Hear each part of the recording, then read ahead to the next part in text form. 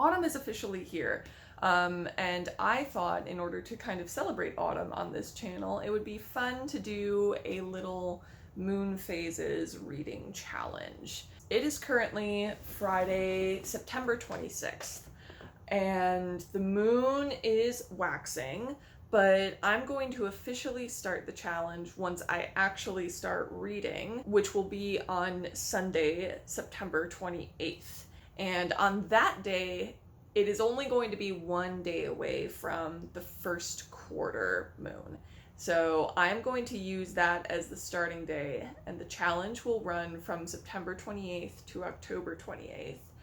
And the way that the challenge will work is whenever I start reading a book, the book has to in some way resonate with me according to my understanding of the current moon phase. So first quarter moon is associated with like balance and decision making, which to me is like a perfect time to start this challenge. So my first book that I'm going to be reading is going to be Sandra Newman's The Men, and I chose this for my first quarter read because my reading has not been super balanced lately. You guys know, if you've been following me on Goodreads, that I have been stuck with Elizabeth Speller's Following Hadrian for a really long time, and I was reading that for research for a writing project, but while I was doing that, I was kind of holding like my other leisure reading hostage because I don't know, I was already reading 3 books, including that one, and so I just didn't want to add anything additional. I'm a little bit fatigued because of it, because I've also been doing a ton of reading just for my grad school research. So right now, to balance out my reading, I need a fiction and I need a short fiction. Something that doesn't have a super crazy page count. I just opened this and I saw the words Democratic Convention, so I think this is going to be awesome. That's going to be my first quarter moon read, and you may be wondering, well, are you going to stop what you're reading if you reach a new phase of the moon and you're still reading something? No. It's going to be whenever I naturally finish something, what is the phase of the moon then? That's going to determine my next read. So there may be phases of the moon that I totally skip because I am wrapped up in reading something from the previous phase. I am not going to take that as a sign that I'm failing the challenge. I am going to take that as a sign of I was not meant to read a book that is associated with that phase at this time. That is how this is going to work. I hope you'll join me on this little journey, and yeah, I'll see you on Sunday. You can see that I'm currently dressed to go out with Victor, so it's gonna be a day or so before I actually start reading.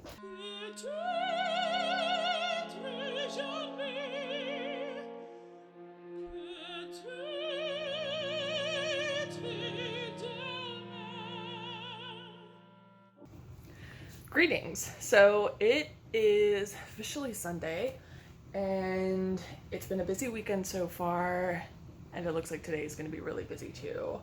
I am still going to be starting the challenge today, but first, before I go to the coffee shop and get some reading done, I need to plant a couple of native plants that Victor and I bought for the house when we were at this like big native plant sale on Saturday, so yesterday.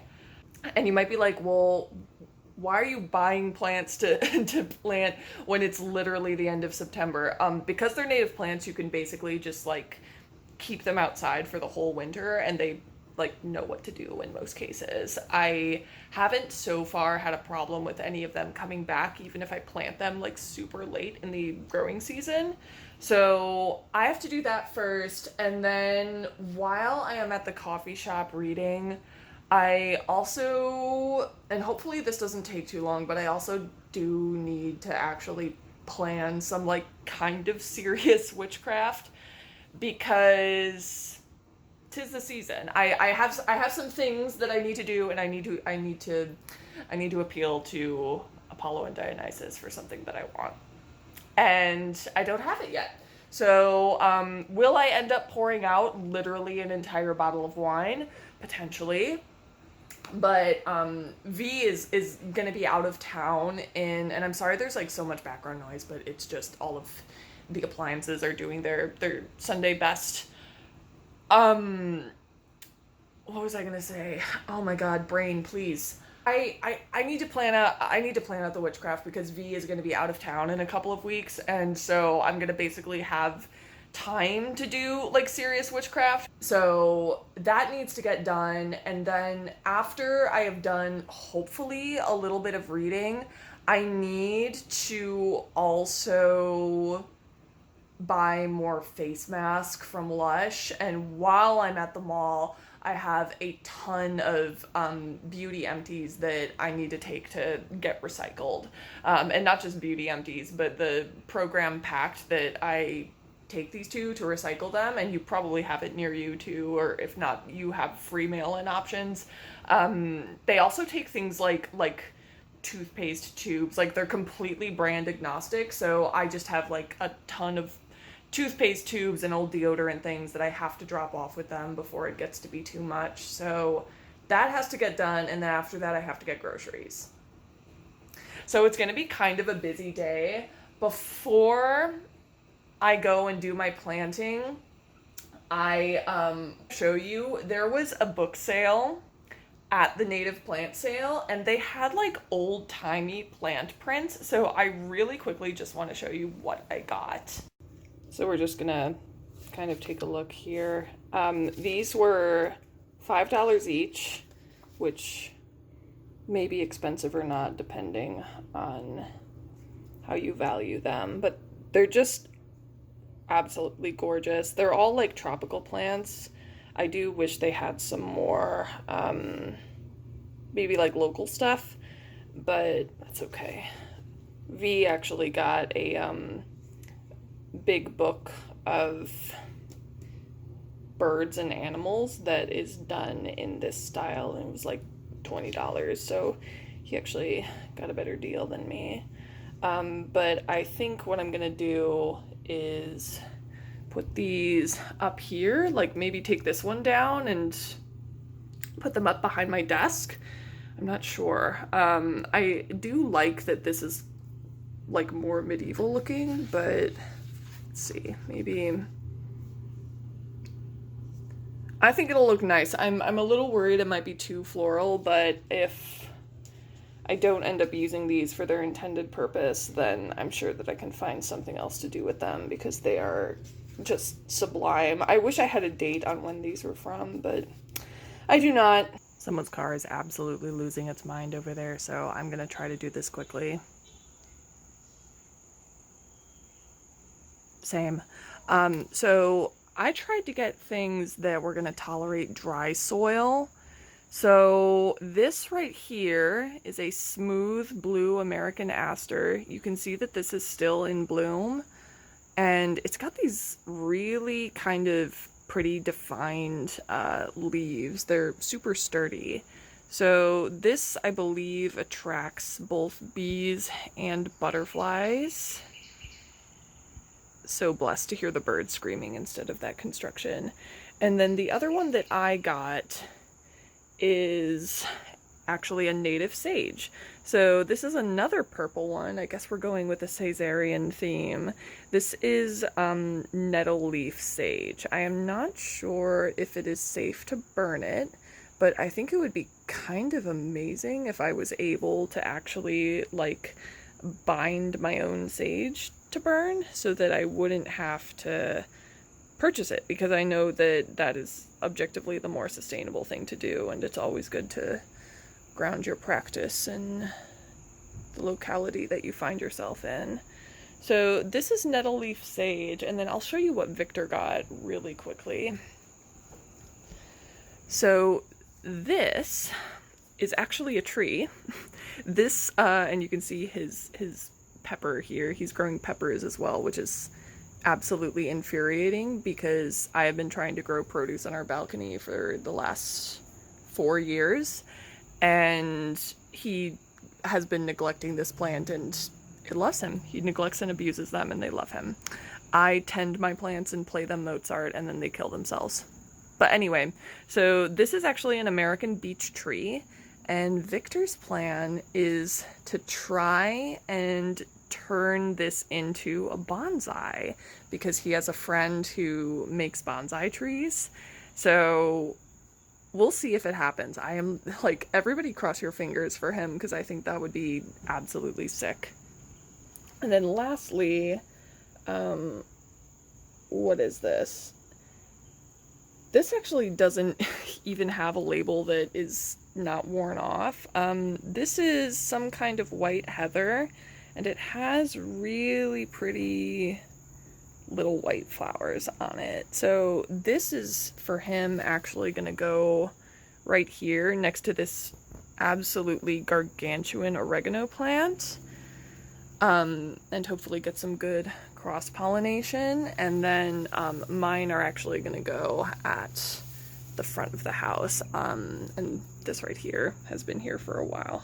V also got this fig tree kind of on impulse recently, and it's doing amazing, even though he's barely done anything with it. So love that for me. All right, I'm gonna go and plant my purple flowers.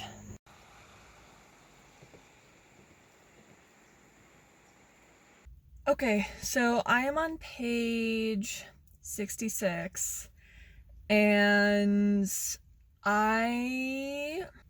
okay so far. I really, really like the premise. I am super vindicated in my initial theory that I thought that people were lying about it being transphobic because they just hate women so much, and that's a really easy way to get women to shut up about everything. I am vindicated because one of the earliest scenes in the book specifically shows a trans man getting harassed by other women who are left over. So the book like explicitly addresses and condemns transphobia. So everyone can shut up about it being transphobic now. I mean, unless there's something like later in the book that happens that is like really weird. But yeah, so that was present. And if you're confused, the premise of the book is that everyone with an XY chromosome suddenly disappears from Earth. So that includes like cis men, trans women, and literally even like fetuses. So that's like the premise, and that's like I guess why people thought it was transphobic, because people think that trans men just like don't count somehow. So I don't know. So that was present. But there are just like certain things in the writing style that are aggravating me. I did find an area where the author literally just like copy and pasted the exact same phrasing that she used in like another portion of the book. And I don't think it was laziness. I think this was meant to be like a rhetorical device to like indicate like a parallel thing, to be like, hey, see, this is the thing she mentioned earlier. But to me, there is like no excuse for that.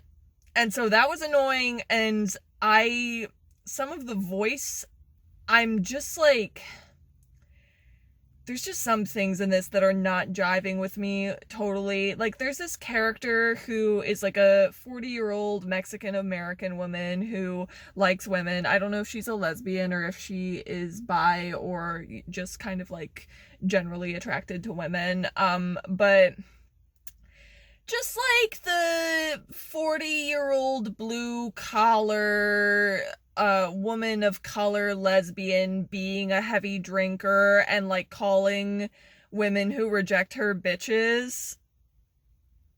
I don't know. I'm like, you guys know I'm a heady Betty. I don't even go here, but to me it's like, can we not? Like, I understand she's trying to like keep it real or whatever, but I don't know. I would love to see maybe a better representation of women who are lesbians. I don't think this author is like lesbophobic or homophobic or anything, but you know, it's just kind of like, Can I get something new? I also really don't like that character's voice. It feels very, very put on, like trying to sound super informal.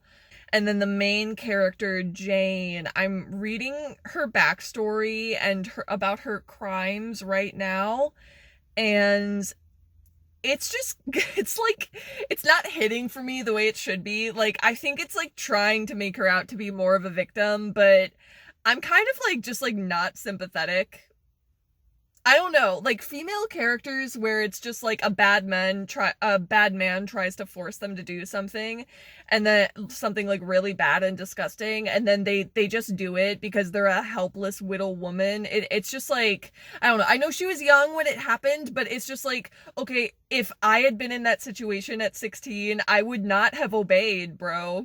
I would not have done the thing that you did. And it's like trying to like be like all sympathetic to her, but I'm like not sympathetic. So it's kind of like throwing the whole vibe off a little bit. I don't know. Is there any character in this that I actually like? I think her name is Ji Wong. Ji Wong I actually quite like. I think she's definitely my favorite so far. I'm trying to think. Yeah, she's definitely my favorite. Ruth is fine. But Ji Wong is my favorite. She's like kind of this like, she's like this failed artist who just like, works at some just like dumb store, and then like when she comes home she like works on dioramas. And she's very, very practical. I like that out of all of them, Ji Wong, in all of her panic, after the men disappeared, because all the women panic when the men go away, which I can't judge because I would panic too if Victor and every other man on Earth suddenly disappeared. Like, I would also be very relieved in some ways, but I would be panicking too. So I'm not judging them for that, but I do like that Ji Wong, in her panic, like, she is the only one out of the main characters that goes out and starts like trying to fix things and help things. So I really like that about her. I am not like dying to read more, but somebody just pulled in, but I'm gonna keep shamelessly talking to my phone. I think that's gonna be probably it for my reading today, unless I do more later. I did plan the spell, so that is all set, and then I'm gonna go ahead and maybe read some more this evening. I think I might watch a movie to celebrate finishing Following Hadrian, because that's usually, you guys know, I have my like, I finish a book and I watch one movie, so maybe I'll watch a movie tonight. I don't know. But now I have to go and drop off my recycling and get more face masks, so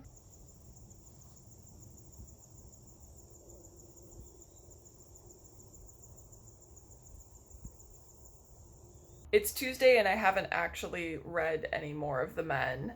Je viens de lire Devenir de Michelle Obama. Je suis sur page 153. And that is fine. I think the reason that I haven't really been wanting to read for leisure a whole lot in the past day or so has been because I've been doing a ton of reading for my actual grad school research. So I am currently trying to finish up an 1100 page novel that I'm rereading to get more textual evidence. And I'm on page 700 or something of that, and I need to get through it. So I think what we're gonna do today is go and get a very strong double cappuccino and just try to get through as much of that as possible. And then once I'm through that and I am back into the actual like writing part of my research and like I'm working on revising this chapter, then my mind will be more free to actually want to read books again. I will say that I have, just last night, kind of by accident, I discovered an absolutely glamorous new writing habit, or absolutely glamorous new reading habit that I want to share with you. Not many people on this channel know this, but I am into fragrances. I like them well enough. I'm not a person who buys a ton of full sizes, but okay, that's just a shadow. I'm not a person who buys a ton of full sizes, but usually what I do, because I like variety, is I will just buy like the really cheap little samples and just try a ton of different stuff. But recently I found a perfume that I like so much that I bought an actual bigger size of it. And that is from a perfume company that I think any of you who are very bookish will probably enjoy. And I'm not sponsored. It would be nice, but I'm not sponsored. And so I got a City on Fire by this perfume company called Imaginary Authors. So when you buy a perfume from them, including if you get like a sample, they send it to you in like a little book. Like you can see here, it's like supposed to look like a little book. And they literally make up quotes and characters and basically like everything you can think of, like whole concepts, for the books, like the fake books that each of their fragrances is based off of. So it's a really cute, like, kind of bookish perfume company. So if you need an idea for like a gift for a bookish person where it's like you don't want to buy them more books, Imaginary Authors is a really good option, honestly. And the glamorous new writing, or not writing, I keep saying writing. I actually had a terrible writing morning this morning, probably because last night was so good. Glamorous new reading habit is that they also send you a little bookmark with all of the notes of the fragrance on it and a little spot where you can spray it, and then also just like fake quotes from the fake book that they invented for the fragrance. And it never occurred to me to spray perfume on a bookmark before, but I'm just gonna start doing that now. And so, like, I have my City on Fire bookmark inside my copy of The Men, which I think it's like a perfect fragrance to be putting in kind of an apocalyptic sci-fi novel. It's cade oil, dark berries, and burnt matches. It's really, really smoky. If you're a woman and you like super feminine perfumes, this is not for you. It's not. But if you want something that's a little bit more complex, like I like more complex scents and kind of more like masculine perfumes, not all the time, but some of the time, like that's my like getting stuff done fragrances are like more masculine fragrances. And so I think it's a very fitting fragrance for that type of a book. And I kind of like the idea of just like scenting different books with different fragrances and like having those books in that way be like connected to whatever part of my life I was at where I was wearing that fragrance. Because I don't think you're like limited to doing this with Imaginary Authors perfumes. You could just do whatever perfume you're like wearing that day. Yeah. If you're looking for if you're like on their website and you don't know what to try, City on Fire is one of my absolute favorites. This is the one that I ran out of, I think, the most quickly. I also really, really like In Love with Everything and Bull's Blood. In Love with Everything is like a really sweet kind of like sugary fragrance. I think it's like raspberries and burnt sugar or something like that. It's very like glitter eyeshadow, we're staying out too late type of thing. Super, super feminine, but not in an uptight way. It's really playful. Bull's Blood,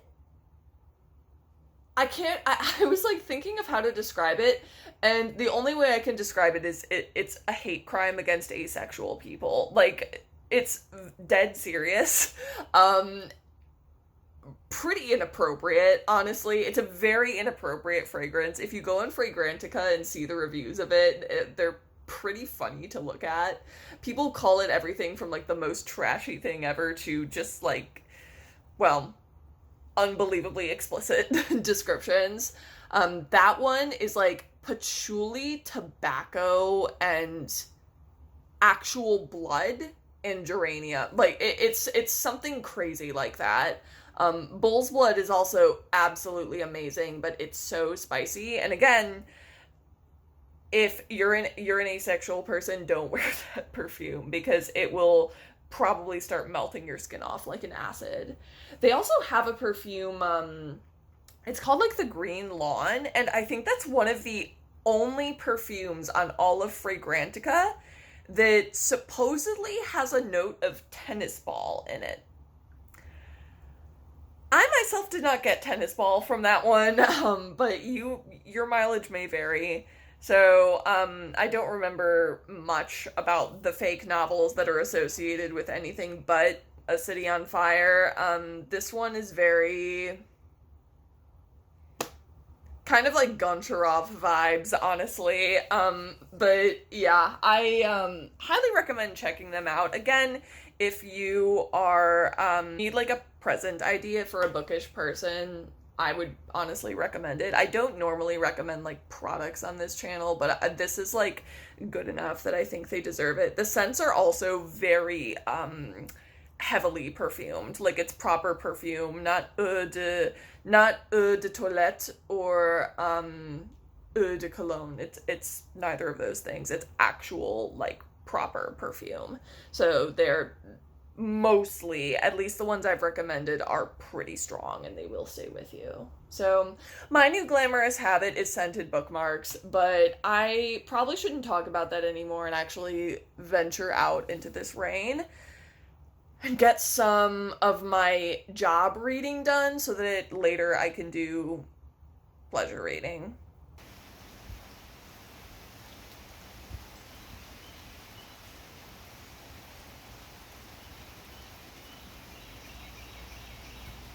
A wise man once said, real winners quit. I think I'm gonna quit on the men, you guys. I am on page 88 and how do I put this? Vous étiez mon tous. In the words of another booktuber who I watch in French to practice, vous étiez mon tous. Literally, I feel lied to. My Caesars, another feminist whose work I generally really like and whose journal I have work published in, recommended. It was recommended, and I just like am not seeing what other people are seeing in this. I'm kind of having a hard time figuring out how to describe what I don't like about this book without being really rude. But it's literally just like, I don't know what to say. Like, it's a little bit like lame and stupid. Like, when I'm reading this book, I kind of feel like a middle school boy who's being forced to read for like school or like the library program or something. I don't know what I'm glad that other people are getting something out of this. I think the worst thing is like seeing that the rating on the book is artificially low because people are convinced that it's transphobic even though like it's not if you actually read it. But it actually kind of has the opposite problem where like it leans so hard into, it literally is like it's testing positive for culture war bullshit. Like it's trying so hard to be like maximum progressive in every way, and it's coming across as like really ham-fisted and try hard. And like I feel like I'm supposed to be reading this and being like, ah, wow, like yes, we are the revolution and blah blah blah, but instead I just feel like like it's really forced.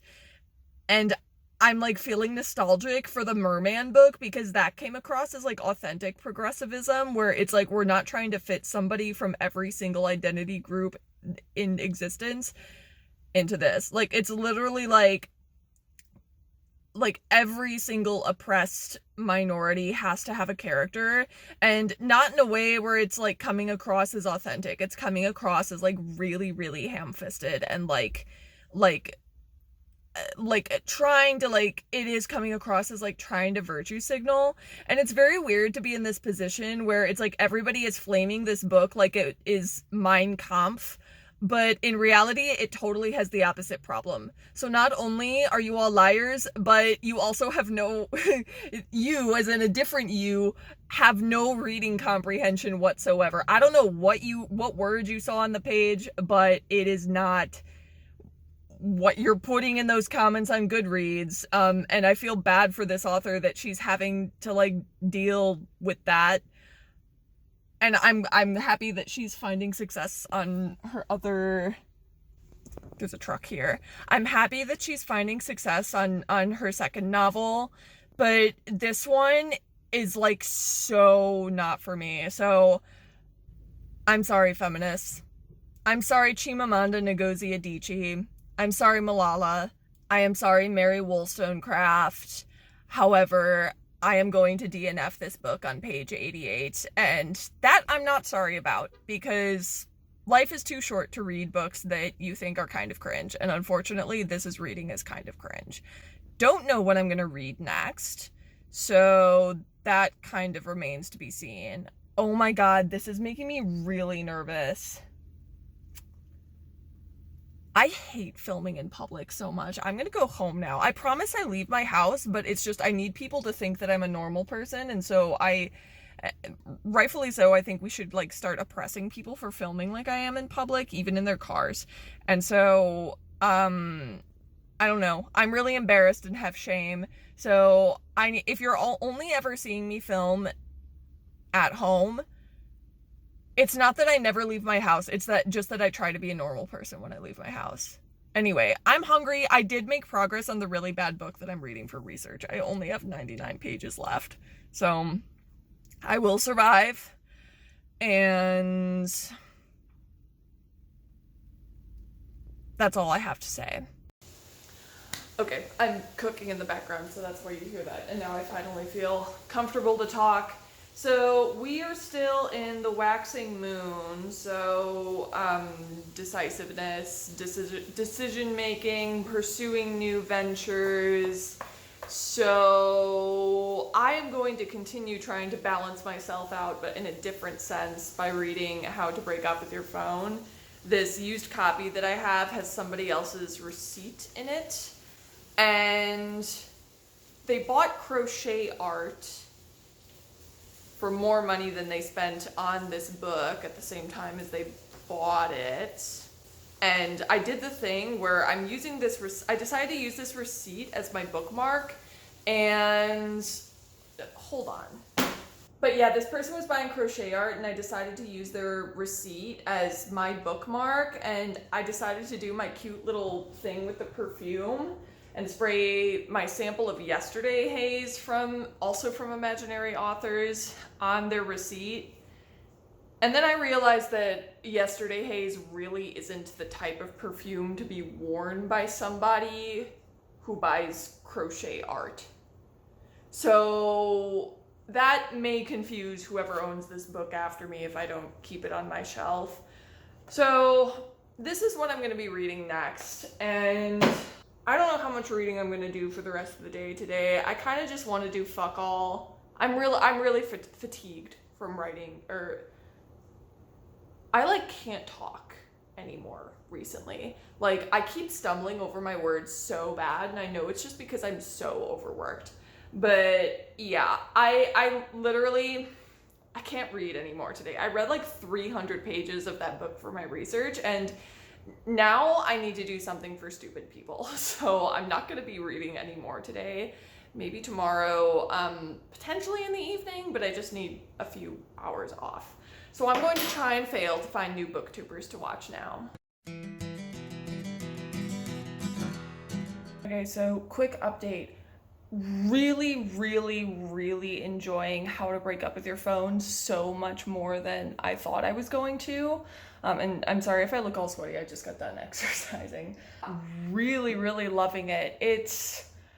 I think it's most likely going to replace Jaron Lanier's 10 Arguments as like my number one book that I would recommend to people who are ready to like kind of start breaking away from just like too much digital use.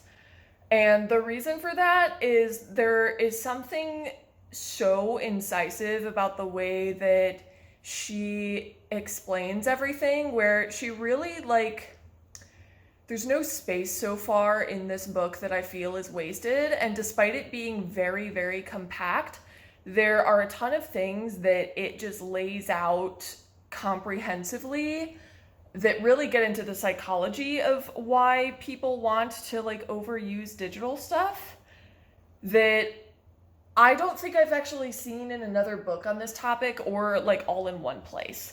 So, for example, like she talks about how people's brains are wired to enjoy getting reactions out of people on the things that they do. And this is like the toddler impulse, where you want to like have people be reacting to things that you're doing, whether it's positive or negative. So I'm thinking that what I'm going to do, it's a very short book, but I'm going to really take my time with it.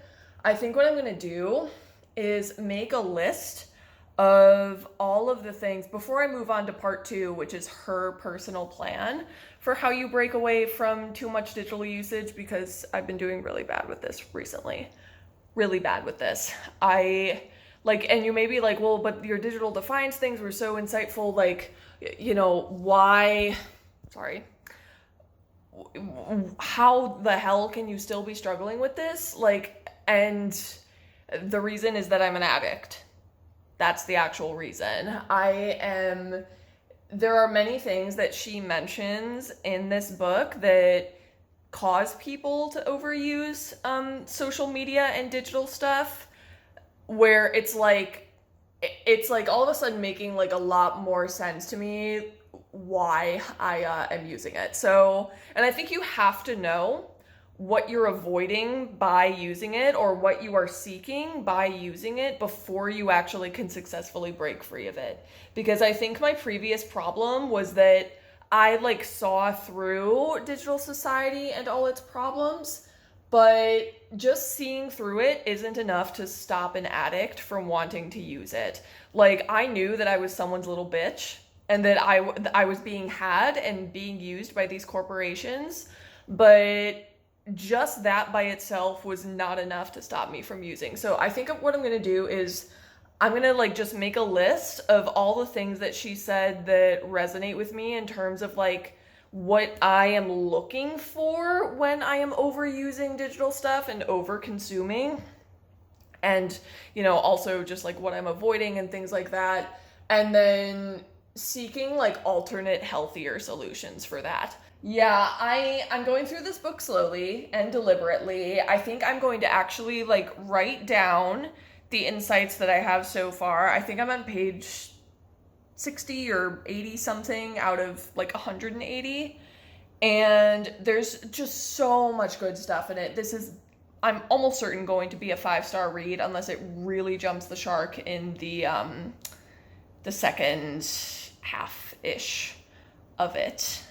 Because I literally am not even in the plan to fix your life section. So I'm going to kind of develop my own ideas about how to fix my life, and then see if her part has anything to add.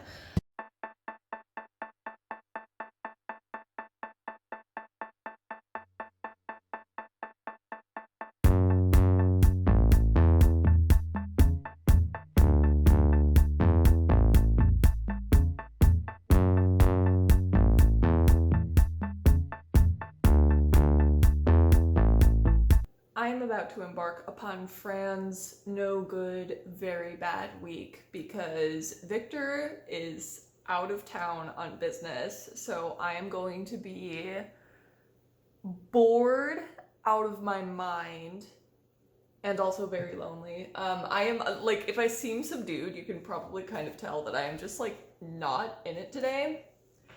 But I need to film a little update for you. So this is Sunday. So I think it's been exactly a week since I started this challenge. Here's the deal with how to break up with your phone. Basically this, until the end of the book though, is going to actually be like daily check-ins for 30 days. So I'm not going to be reading this by itself or just like rushing to get all the way through. I actually am going to put myself through each of the daily check-ins and challenges to try to really get a handle on this. So you can see that I've been like actually writing down all the stuff that she's been telling me to write down, so you know that I'm serious. So my new main book, and this is something that I picked out for kind of the very tail end of the waning moon, but I also kept in mind that this is the full moon of October when I chose this. Okay, so tomorrow is the full moon of October, and so I picked this out for the waxing moon, but I also kept in mind the meaning of the hunter's moon when I was picking this out. And apparently the hunter's moon is really good for like money and protection. It's also really good for things like spirit work or like astral traveling because it's October and it's just that time of year. So I kind of wanted to read something a little bit more spiritual, and this is something that I actually got for free from Thrift Books because it's just from my free book credits. And I'm not going to try to pronounce his name because you guys make fun of my reader's accent, but this is what it is. So these are the writings of a pretty prominent Buddhist monk, and I have like really been liking this so far. I heard of this because it was referenced in a citation in Bell Hooks' All About Love, which I used to talk about on this channel all the time. That is one where I'm like, eventually I might reread it, but I don't know. Ever since I've been hearing a lot of like criticisms of Bell Hooks and like thinking back to who I was at the time of my life when I was reading and enjoying Bell Hooks, I'm now like kind of scared to like read her work again because I actually don't know if I'm gonna like it anymore. I think that I was well, I don't know, maybe I shouldn't get too into it, but I think that I was like more like flirting with trad stuff when I enjoyed Bell Hooks a lot, which may surprise people, but there are some things in All About Love that I don't know what I would think of them today. And I think that now that I've grown and realized that like I was like torturing myself by forcing myself to forgive everybody, it's just like I don't know if I would like that anymore. But this is not like that. This is fantastic, and I'm still nonetheless grateful that All About Love led me to it. I am a little less than 40 pages in, and something that I was not expecting to get out of this is just how insanely relevant it is to like digital society recovery. So let me find passage here. A lot of this talks about, first of all, whenever I'm reading this, I just feel like instantly a blood pressure drop because it's so calming. He talks so much about just awareness and how to be fully present in your current life and to fully immerse yourself in every task that you're doing instead of like always looking to the next thing or always like just ruminating on the past. Yeah, okay, so this is a really interesting passage. So this is called The Sun of Awareness, and it's on page 36. And so he's talking about how sometimes in a crowd we feel tired, cold, and lonely. We may wish to withdraw to be by ourselves and become warm again, as I did at the Hermitage sitting by the fire, protected from the cold, damp wind. Blah, blah, blah. Our senses are our windows to the outside world, and sometimes the wind blows and disturbs everything within us. Many of us leave our windows open all the time, allowing the sights and sounds of the world to invade us, penetrate us and expose our sad, troubled selves. So he's using this metaphor of like one time he came back to his room and he saw that a cold wind had like forced all of the windows open and like thrown his papers and all of his things everywhere. And he's saying that some people just like leave the windows of their lives open forever, or the windows of their selves open all the time, which lets just anything, any wind blow in and just like throw everything around. We feel so cold and lonely and afraid in that cold wind. Do you ever find yourself watching an awful TV program, unable to turn it off? The raucous noises, explosions of gunfire are upsetting, yet you don't get up and turn it off. Why do you torture yourself in this way? Don't you want to close your windows? Are you afraid of solitude, the emptiness and the loneliness you may find when you face yourself alone?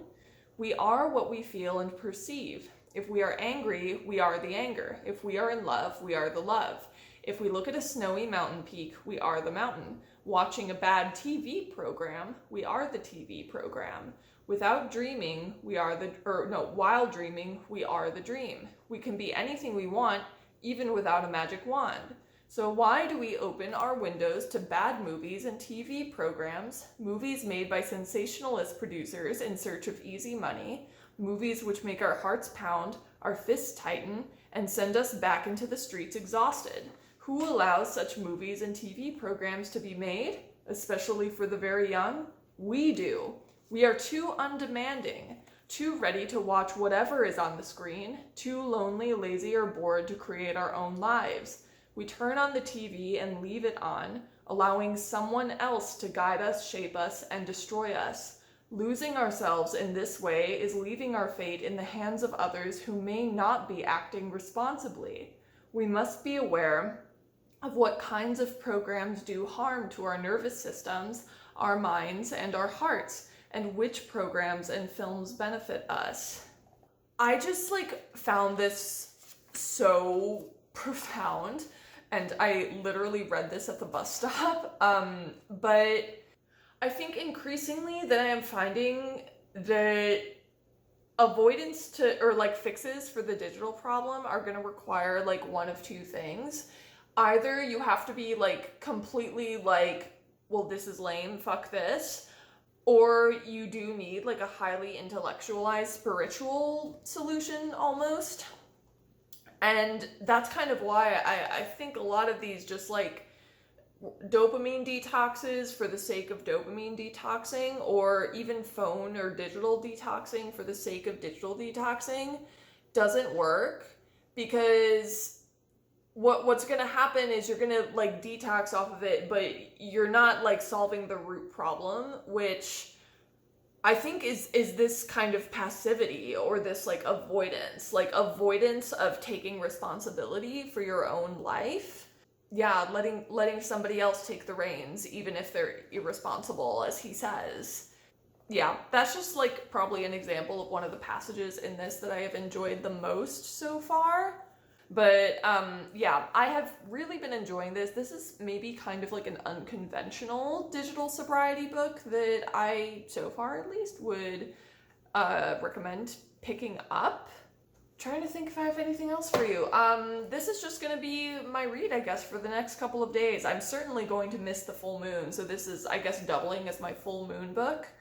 And then, by the time I finish this, it'll be the waning moon, and I have no idea what I'm going to be reading for that. It is far too warm for October and kind of disgusting, and I feel depressed about it every single day. So yeah, Victor's gone, but he and I did quite a bit of decorating yesterday, and not just for Halloween. I mean, we put up our orange lights on that wall, which you'll probably see in my next video. But we redid our mantle on everything on there, and I guess that's one of the kind of odd little side effects of being present in your own life, is you just notice your own environment more, and therefore you buy more stuff.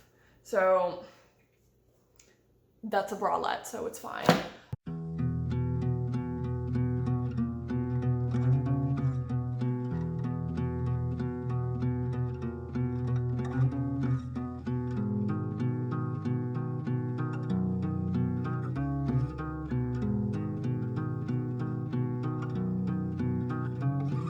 The odds are stacked against us, friend.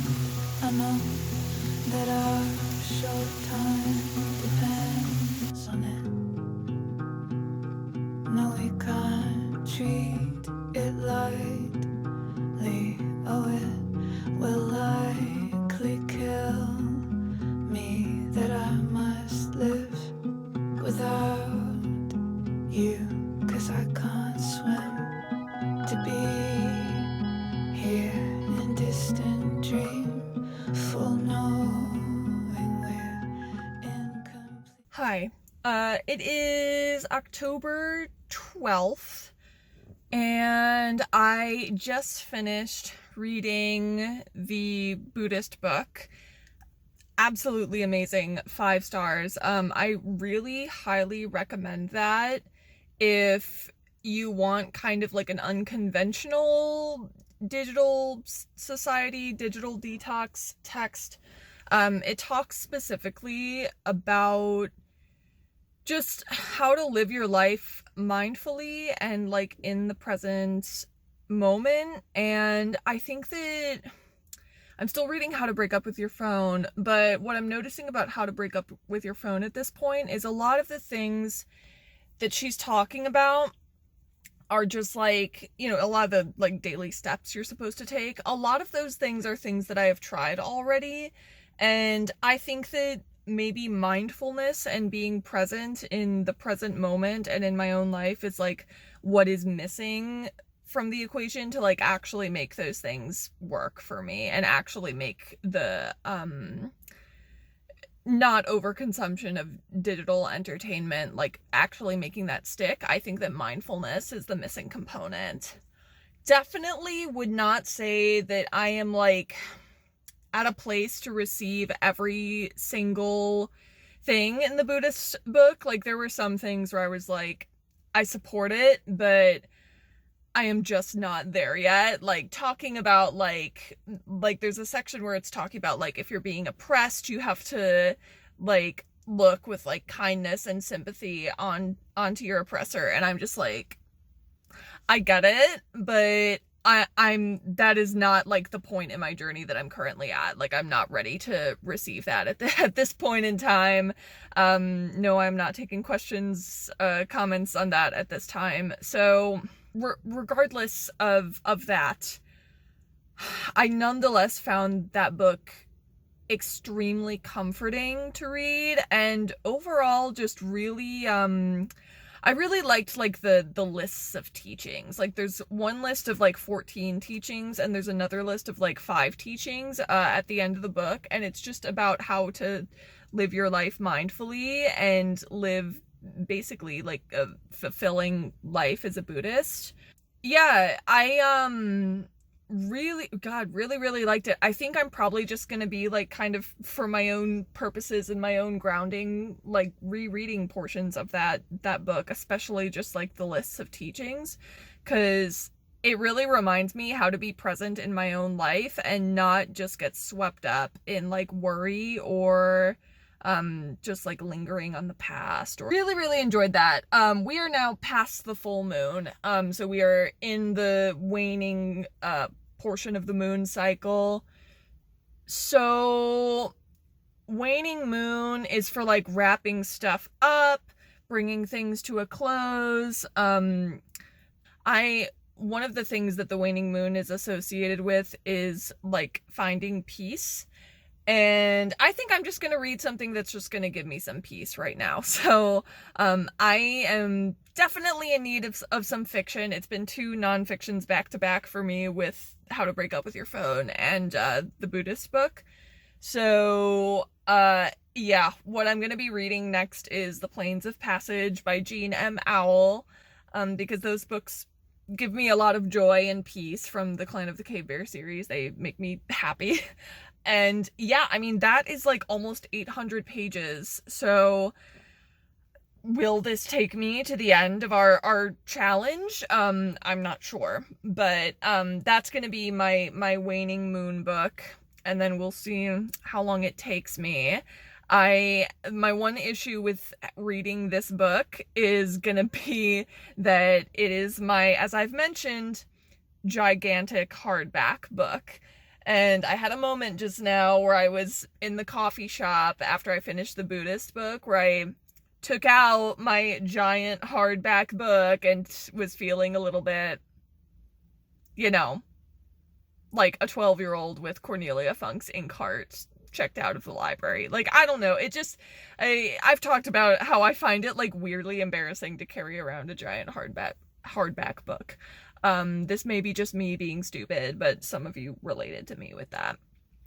Don't at me. I know I really need a haircut. BT does. I'm getting one in like a day or two. And then my other update is Victor and I watched Shutter Island last night, and I thought it was bad. So let me know if you also don't like Shutter Island. There were a lot of problems with it. I thought that the scenes with him and his wife, like the flashbacks, were just too much for me. Like, it was way, way too dramatic.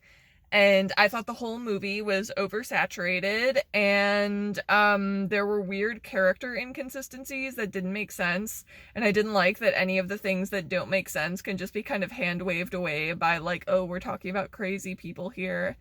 And I think in general, movies where the big spooky scary thing is mental illness just, like, don't work for me anymore, because we're in a different era now where, like, everybody understands their own mental illness, and so it's kind of hard to be like, oh, mentally ill people are so scary, because everybody knows a mentally ill person or, like, is mentally ill themselves in some way or another. You guys know I'm, like, psych critical. I don't encourage people to, like, overly identify with their mental illness, because that personally, that always just made me feel worse. But I nonetheless, like, I am not problematic enough to be vibing with movies where it's like, oh, actually, some people are beyond saving and we should just lobotomize everybody. Because that's what I took away from Shutter Island. And I don't know. I really, like, it's hard for me to vibe with things that are like, oh, isn't it crazy that some people are so disconnected from reality? Because, bestie, like, every day I interact with people who are literally as disconnected from reality as the person in Shutter Island that I'm thinking of right now. Like, every day I deal with people like that, because that just is the place, that the part of the digital age that we are at. Yeah, crazy looking at how high the reviews are of that on Letterboxd. And meanwhile, like, I don't know. Meanwhile, movies that I actually like have like a barely 3.3 star rating, and Shutter Island has 4.2. Film bros are crazy. Like, to each their own, but film bros are crazy. I tell me if there's something huge that I'm missing here, but I did not vibe with Shutter Island.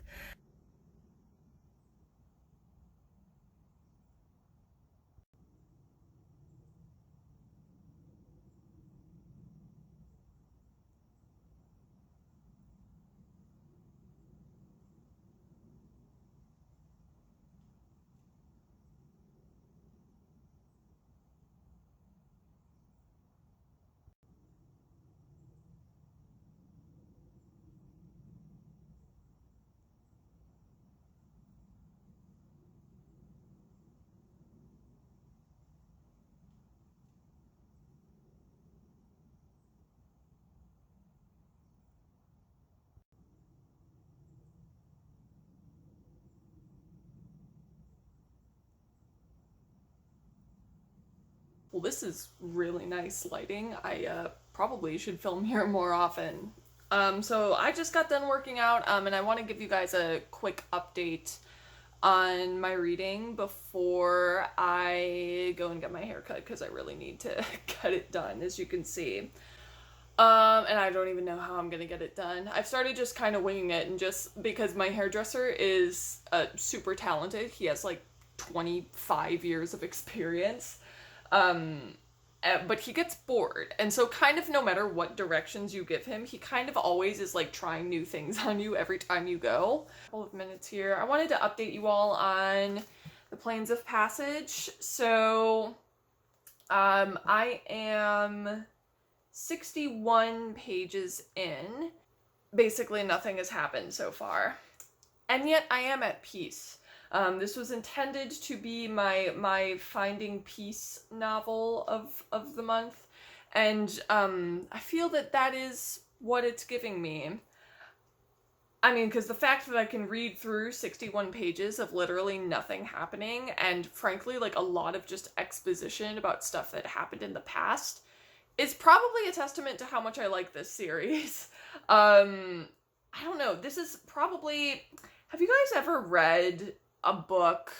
I don't know, I'm thinking about like the books that I research, where it's like the plot is just like so poorly structured and so just like directionless for hundreds and hundreds of pages of the book. Like I research, the novels that I research are like 1,100 pages long. Like they tend to be that length. And in part, it's because of this like really poor plot structuring. And a lot of them were bestsellers in their time. And so a lot of times I find myself asking myself, you know, I get that attention spans were different back then, but who the fuck was reading this and like enjoying it? And I guess me. I guess I'm enjoying that kind of thing. And frankly, a similar thing happened with Memoirs of Cleopatra, where... Like, were there points in that where I was, like, kind of bored? Yeah. But there is a certain kind of, like, brand of bored or boring book where it's, like, not boring in a bad way. It's, like, boring in, like, I'm reading a book and immersing myself in this whole other world way. And you can't fully immerse yourself if you're not gonna get, like, a little bit bored sometimes. It's that... Sometimes reading is actually, like, supposed to be a little bit boring. It's not supposed to be this, like, super frenetic, involved activity all the time.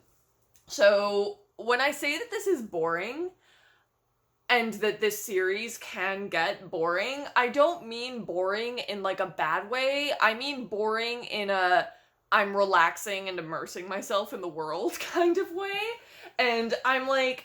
I don't know, there are certain just, like, topics, and maybe this was true of people in the Victorian era who were reading the stuff that I research, but, like, there's just certain topics where, like, I kind of don't care if it's going nowhere, and I kind of just, like, enjoy reading about it, even if it's, like, kind of aimless. So, like, this, like, survival in the wilderness long term and, like, having adventures with animal companions, that is, like, the sort of thing that I can just kind of, like, read about indefinitely. And same with, like, Imperial Woman or Memoirs of Cleopatra. You know, we are, at minimum hundreds of years ago in a kingdom far away, and you are living the life of a queen or an empress. It's sort of like, even if it's boring, I just kind of want to, like, keep reading about the court intrigues and everything that is happening. And I kind of, like, don't care if it's not, like, not connected to the main plot. Like, I don't know. This is actually, I think, like, this... People are gonna probably laugh at me for having this take because, I feel like people are so defensive over editing, over their right to the scissors and the whiteout. But, I don't know. I think that maybe, like, a good story will sometimes have kind of boring sections in it, and that's kind of like part of the pulse and the life of it. I don't mean that I don't mean that everything should just be unedited schlock, but I kind of do feel like there is, like, a time and place for things that maybe, like, meander a little bit. I mean, even, like, Lord of the Rings, like, there are portions of that are very meandering, and someone's gonna be like really defensive over how that's different from when women do it, but I don't know. I think there is a place for meandering in fiction, and I don't know. I'm not trying to sound like super defensive over this, because you can totally disagree with me if you want, but I don't know. That's just something that's been on my mind as I was reading the first 60 pages of this. And the other thing that I wanted to mention really quickly about the Plains of Passage that excited me about it, because I actually didn't know this about it. This is a travel book. So the two main characters and their animal companions are going to be traveling and going on a great journey for the entirety of the book. So excited. I was planning a novel project that was going to be a travel book, and I ended up shelving it this year, actually. Well, this year or last year. I ended up shelving it somewhat recently because I just, like, I don't know, I had another project that came up that I was more excited about, and I also, like, didn't feel fully equipped to figure out how to write a travel book. I don't want to say a travel narrative because that's a totally different genre, but I like am excited to hopefully get some ideas from this on how to write characters traveling, maybe how not to write characters traveling.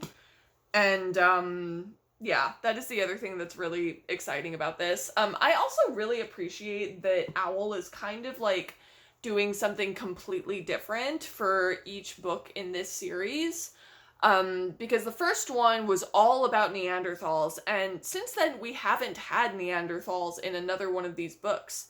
But I actually really appreciate that she is like switching it up, because the first book was Neanderthals, the second book was about animal life and like how to survive in the wilderness. The third book was about early humans, and then this one is going to be about the landscape. And then fifth and sixth book, I don't know what's in store, but yeah, God, now that I've put that into words, I'm actually like even more impressed by this series than I originally was. So yeah, that is where I'm currently at with the Plains of Passage. It is October 14th. Not sure how much reading I'm gonna get done this week, because I just have a lot of videos that I want to film and writing that I want to do.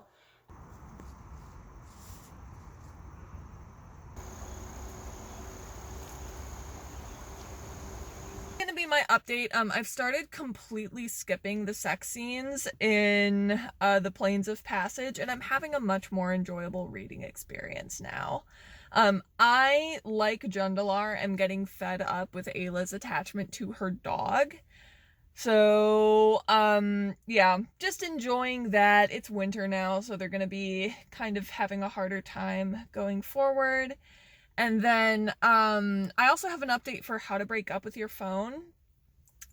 So I am almost done with it. I think I have just like a couple days left of like the challenge in that book, and then I'll be done with it.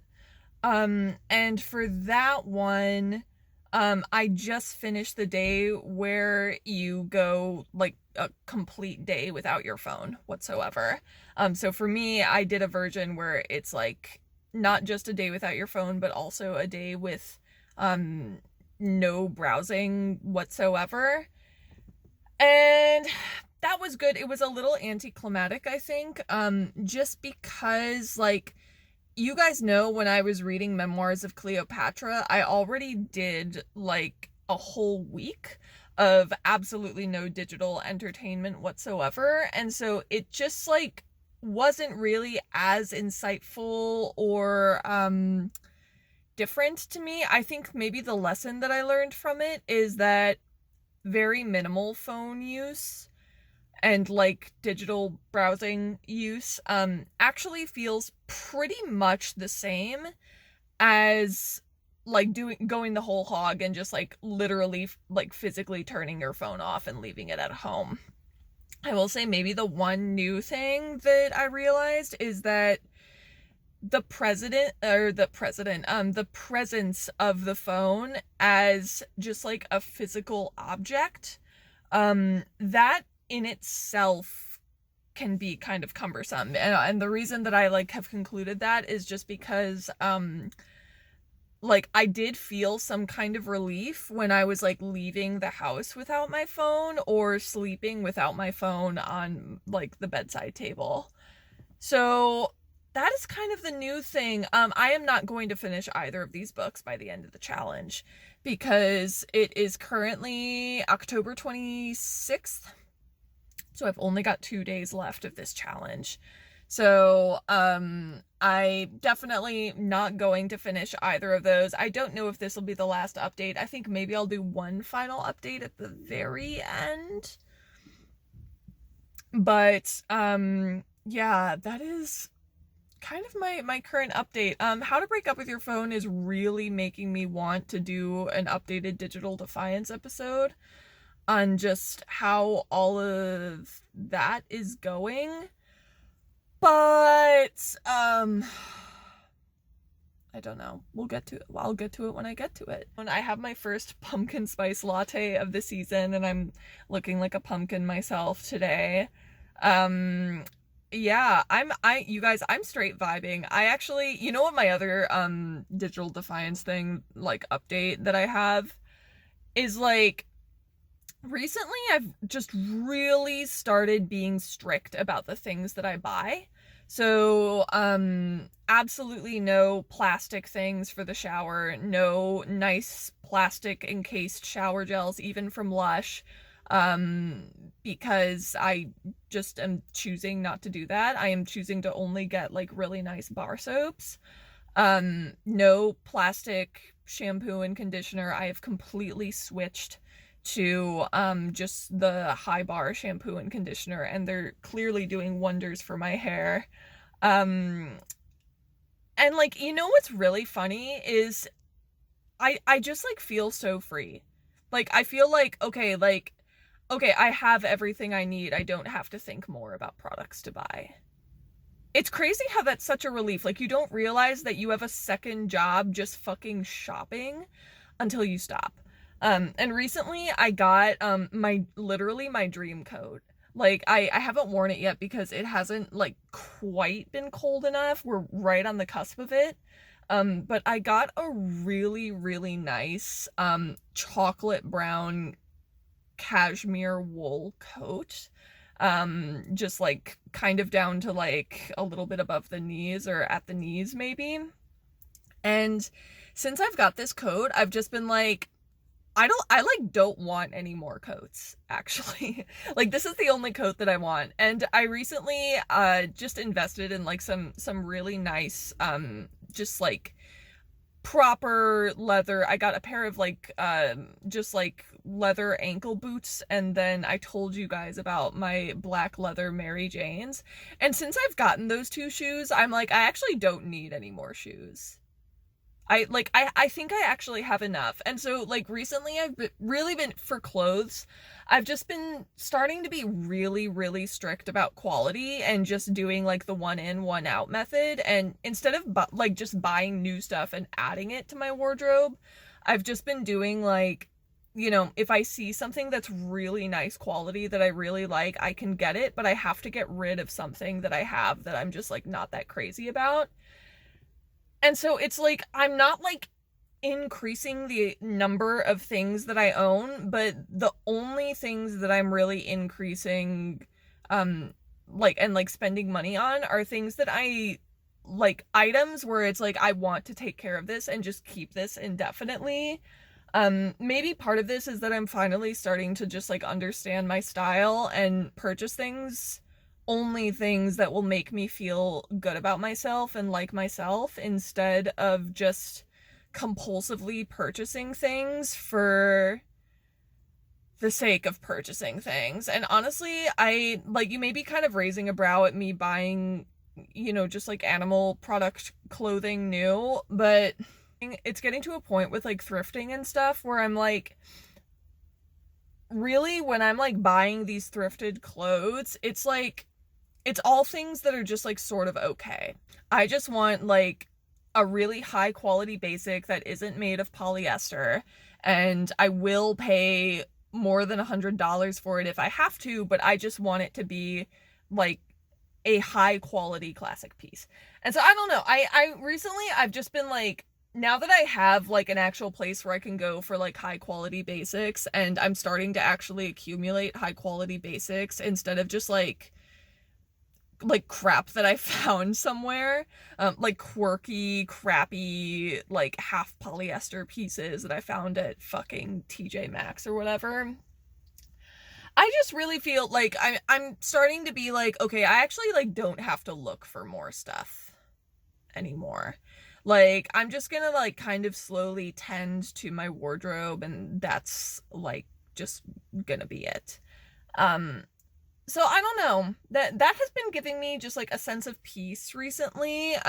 Just like the compulsion to constantly be like looking for new things to buy is really, really like abated at this point. And it's just like freeing up space in my head a little bit. And I'm just like, oh, like I actually like I don't really like want for very much, and instead of like inventing new things for myself to want, I'm just gonna like fucking like save up money and like buy other people presents for Christmas. And you know, I went a little ham on Victor's presents this year. But actually I went a little bit ham on everybody's presents this year, which yes, I have already bought them because type A people unite. So yeah, that is my update for today. I have to go to the grocery store and convinced another person to watch Gladiator, so it's a happy day. Yeah, that's it. I'll give you our last update in a little bit. See ya.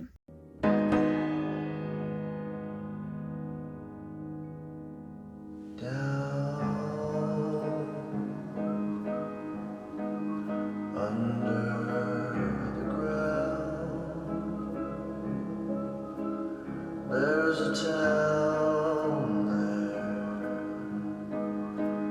I've been down there in the middle of the lake. I hold your hand for goodness sake. When the women and kids are asleep, the wolves dance in the skin of the sheep. Hello, everybody. It is the 28th and officially the end of this challenge, and the moon is waxing again. So, I am almost on page 500 of the Plains of Passage. It just took like such a turn. It went from 0 to 100.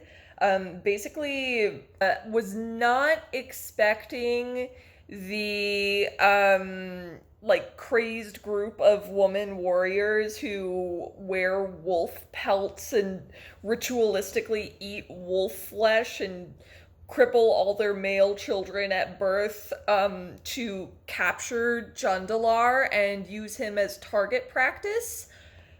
Not expecting that, but it's really good. Really, really good. I'm loving it. And their evil leader, I love it so much because Owl, she gave her this like tragic emo backstory. He like specifies that she's super tall and good looking, but she also is like dark and troubled, and that's why she does all these horrible things. So yeah, just read Ayla rescuing Jundalar from that. I'm not gonna lie, I am getting tired of Ayla and her dog.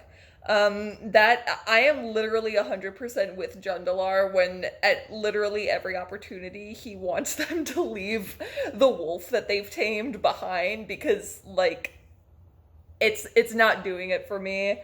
Um yeah, so that is the update on the Plains of Passage. Again, it's been literally 500 pages of walking and now this. So a very welcome change. And now they've escaped, but they're being hunted. So I don't think that it's gonna actually be resolved so quickly. And then I am almost done with how to break up with your phone. I have like a couple of days left of the challenge. I'm in the like make up with your phone portion where you basically like decide how you're gonna use it. Nothing super crazy for that so far. It's asking you to do stuff like unsubscribe from email lists so far. So that hasn't really been anything revolutionary, but I'm still like doing it day by day so that I can do it properly. I've been really stressed, so it's been hard to like do the mindfulness portion of what Price is asking you to do. So that has been a little bit hit or miss. I will say I have been so stressed and busy that I just like kind of naturally haven't been using my phone a lot. So yeah, was outside in the cold and rain today for several hours, and now I am cozy at home and excited for Halloween, which is coming up. By the time this is edited, Halloween will probably have already passed. But regardless, I hope you all have a wonderful, spooky holiday.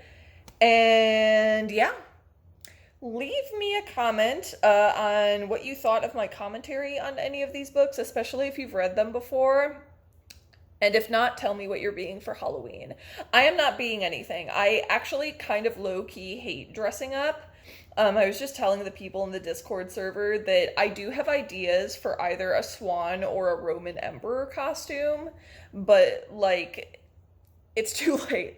It's too late at this point, and I can never like justify the expense to myself that would be required to like have a costume that like actually serves. So I just like I don't know. I think it's not for me. I'm very fortunate because Victor like kind of feels the same way. But I like hearing about other people's costumes. So if you have a really good costume, please share it in the comments. And yeah, that's all I have for you today. I'll see you next time and bye. So